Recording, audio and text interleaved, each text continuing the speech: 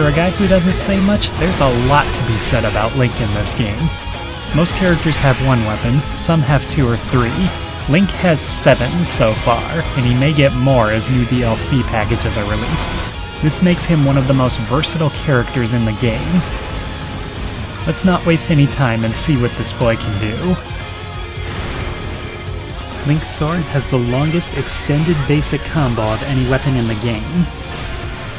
You can hack away at an enemy or group of enemies all you want with this. Link's first and third combos can knock enemies into the air and put him up there too. Using basic attacks in the air extends it with a few slashes, and a strong attack sends him dive bombing to the ground to hit a big area. You can do both of these in the same combo. Knocking an enemy into the air and slashing them is a good way to damage captains who are tenacious about guarding themselves, since they can't block attacks when they're in the air. Link's second combo fires a beam for a distance attack. Any combo 4th or beyond will have him charge forward to damage enemies in front of him. Link's strong attack is a spin attack, good for hitting a wide group of small enemies. Holding the strong attack button after any combo will also charge a spin attack once you unlock the combo that enables this. One powerful strategy that's easy to use is to continually use spin attacks against large groups of enemies. There are more effective ways to go, but this is a good way to get ahead when you're new to the game or are just bogged down by a big horde. The Master Sword has the same combos as the Hylian Sword, so unlocking them for one weapon unlocks them for the other as well. When you first unlock the Master Sword, it will probably be the strongest weapon you have, and eventually it can become your strongest weapon again. It has a few subtle differences from the Hylian Sword in terms of fighting. When you're at full health, the first combo shoots beams from the sword, and mid-air attacks do the same. When Link dive bombs from the air, he hits a bigger explosive radius. When he uses a spin attack, it lasts longer, spinning a few more times and hitting a larger area in front of you. This can make using continuous spin attacks more effective than with the Hylian Sword. Link's Magic Rod is the Fire Rod from a few other games with some new features added to it. Each of the first 3 combos can be extended 3 times. The third combo does continuous damage over a moderate area, and you can change where you're facing while you do this. This can be good for wearing down captains, but it's overkill for minor enemies. If you go into this attack and there aren't any good targets caught in it, be ready to cancel out of it with a dodge. The second combo is great. If seeing Link swing a giant axe around isn't cool enough, this focuses damage in front of him before hitting all around him. The fourth combo hits in a circle all around him, so it's great to use in the middle of a crowd. The special attack hits an area around him, then hits a very large area in front of him.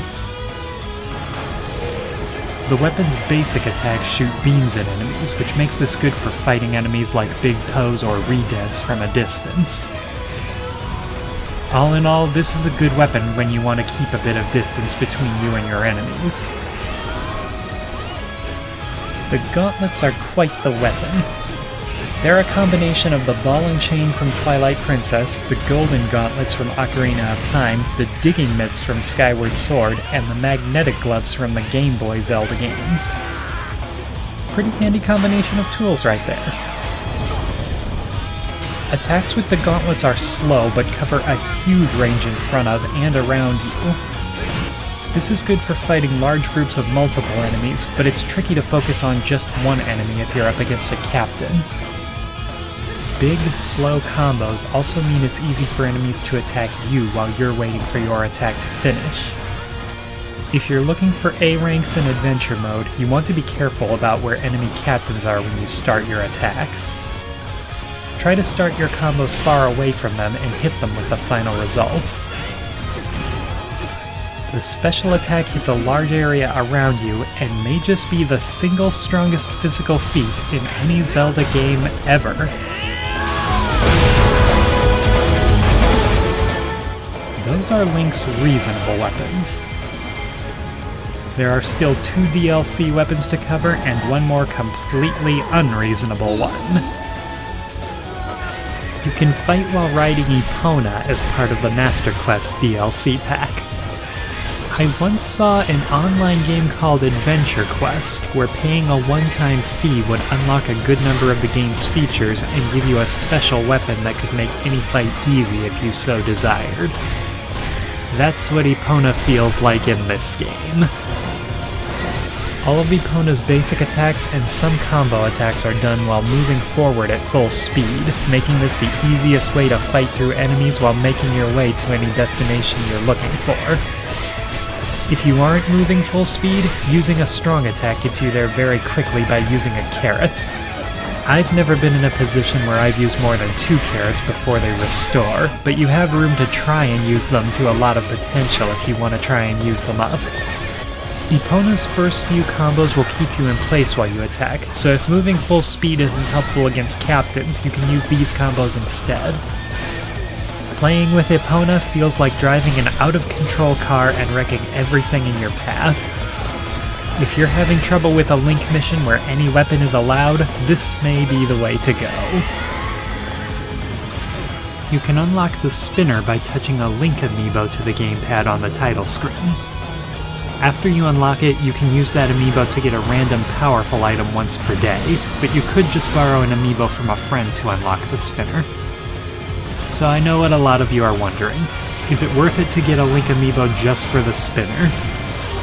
For now, take a close look at how it plays and decide if you like what you see. I'll give my thoughts on it in a minute. The spinner's basic combos make it stomp around and can cover a pretty wide area. Its specialty involves deploying other spinners.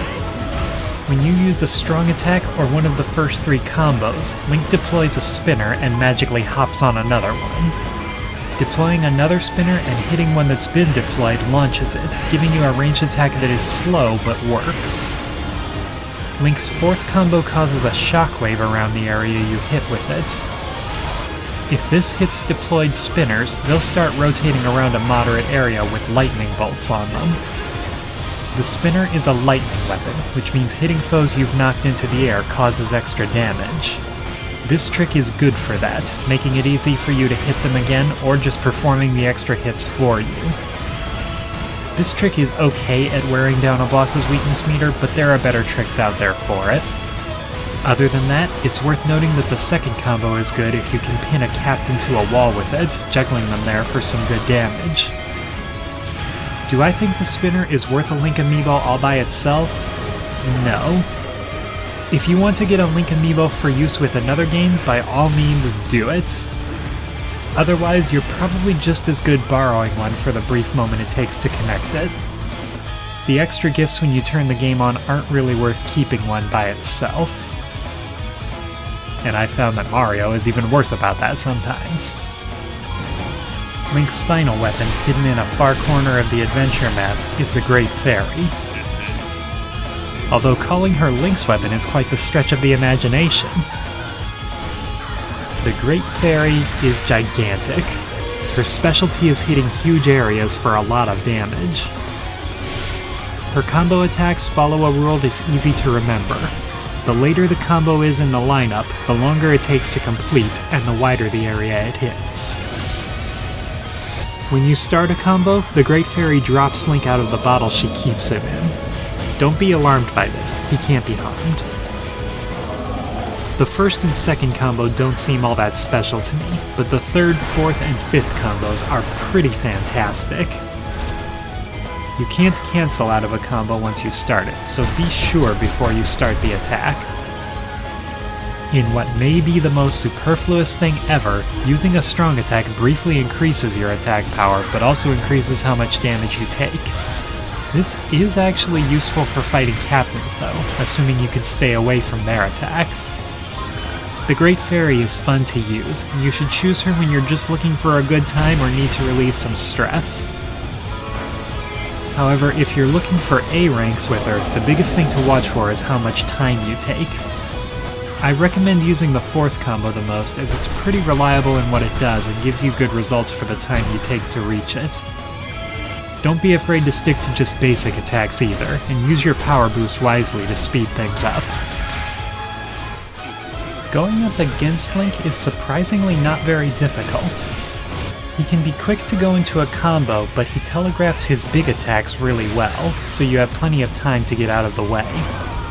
His weakness meter also appears about when you'd expect it to after those big attacks, so just be ready to avoid him and you'll do fine.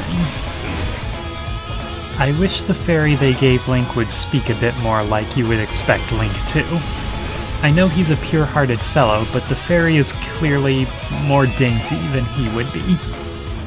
On the other hand, Link gets his name because he's the link between the player and the game world. Since the fairy does all his talking for him, this makes the name Proxy hilarious in its own right.